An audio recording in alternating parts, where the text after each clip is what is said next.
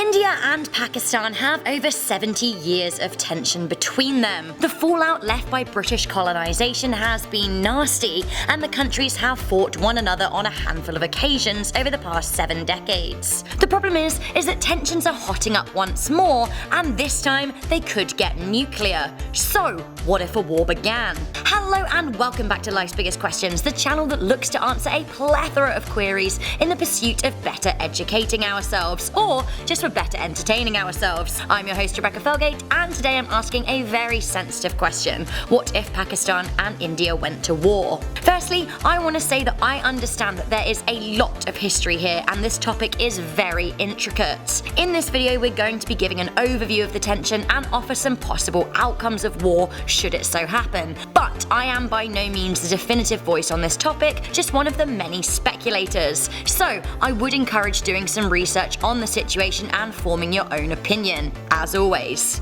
Let's keep the comment section a friendly and productive space, and if you like discussions like this on this channel, then please do hit that thumbs up button and click on the notification bell to be the first to hear a big answer. Stick around to the end of the video where I'll be reading some comments out from a previous one. Okay, let's do this. Firstly, I want to give you some context to the tension. The landmass of India, Pakistan and Bangladesh all used to be part of India.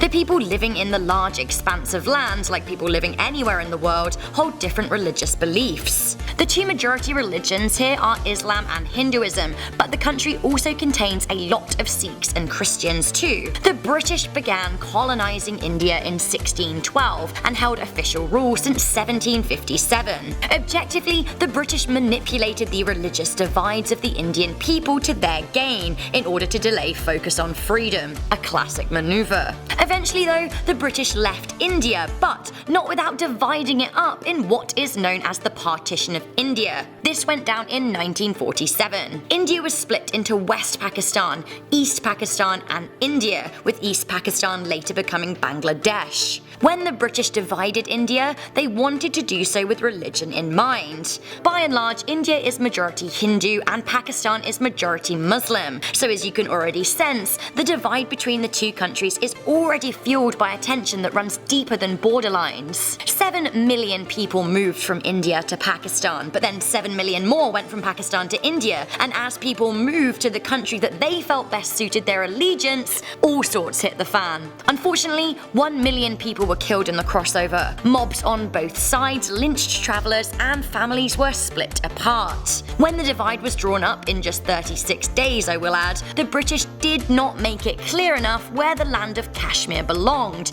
India or Pakistan. At that time, Kashmir and Jammu were run as a kingdom. Now the land is hotly contested between the two nations, and they have fought 3 wars over it. A further war has been fought over Bangladesh, but we will not be covering that in this video. As well as religion and land, Pakistan and India disagree on water. During the partition, the British allocated water sources to both nations in the Indus Water Treaty, which refers to rivers running in the Indus Basin waters. The treaty was clear that neither could disrupt one another's water supplies. However, the treaty was unclear in other areas. While the treaty made it clear that neither could drink one another's water, they could use it for irrigation and agriculture. India's economy has been greatly lifted by the hydropower they have generated using these waters, but Pakistan is annoyed as they think that this is diminishing their own flow, and the Pakistani gross domestic product does depend on this water. So, water, land, religion. While the two cultures do share a lot of cultural similarities, these 3 key issues are enough for them not to see eye to eye, and they are understandably extremely sensitive. In regards to water, if the two did go to war, the Indus Water Basin would be an area of even more tension. If either tried to disrupt the other's supply, there could be millions of lives at stake, and each would jeopardize one another's economic standing. The land issue has always been there in the background, but as a result of the 2019 Pulwama attack and the subsequent bombing of Pakistani territory, to which Pakistan have lodged a complaint to the UN, things are just getting even more tense. Like I said, there are a lot of intricacies here, but the main thing the world is concerned about when it comes to these two nations is that they are both nuclear nations. India has around 110 nuclear warheads and Pakistan has around 130. Outside of their nukes, the Indian army is bigger than that of Pakistan, with over 2 million active personnel compared to 650,000. The population of India is also much larger than Pakistan should new members be drafted.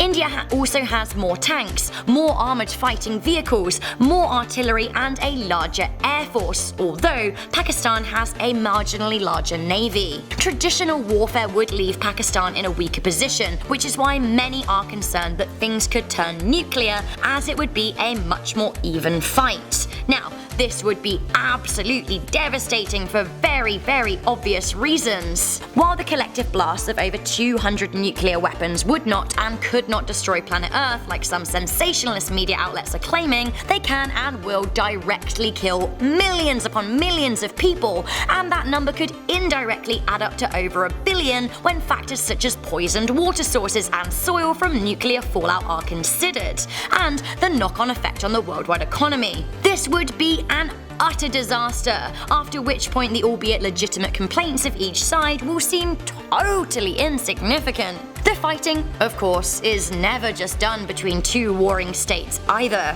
Pakistan and India have their own allegiances. Pakistan has a close relationship with Turkey and Iran, whereas India has allies in Israel, Russia, Afghanistan, Bangladesh, France, and the United States of America, which make things pretty icky in terms of world politics. As you can tell, India is in a better position in terms of having some pretty big players on its side, so if tensions did erupt, it really wouldn't look great. Also, massively worth considering here are the religious connotations. The West, Israel and Russia ganging up to bash down Muslim Pakistan, this would further enhance religious tensions across the world, especially in Europe and the Middle East, which could lead to a rise in the creation of terror cells and civilian attacks. Also, I'm sure that this would add further fuel to the fire along the Gaza Strip between Israel and Palestine. Like with most wars, it is never just as simple as two countries having tension. War always picks on a lot of old wounds. One fire between India and Pakistan could start a number of fires across the globe, and how long until we burn the whole house down? Ultimately, millions if not billions of lives could hang in the balance as an eruption into hot war becomes a possibility. I for one am massively aware that the tensions are complicated and built on decades if not centuries of history, but I strongly hope for the benefit of mankind that a peaceful resolution can be sought. Okay, I think we're gonna end this one there, but of course there is still much to learn and discuss, so I really hope that you read and watch more on the topic and get educated for yourself. A change of direction just to round off this video, I'm gonna be reading some comments from one of our most recent videos, What is the deadliest substance on Earth? You guys seem to love it. This is what you had to say. Now, a lot of you were asking for me to sing Britney's Toxic, and like, do we need a poll for this? Shall I do it? Yes or no?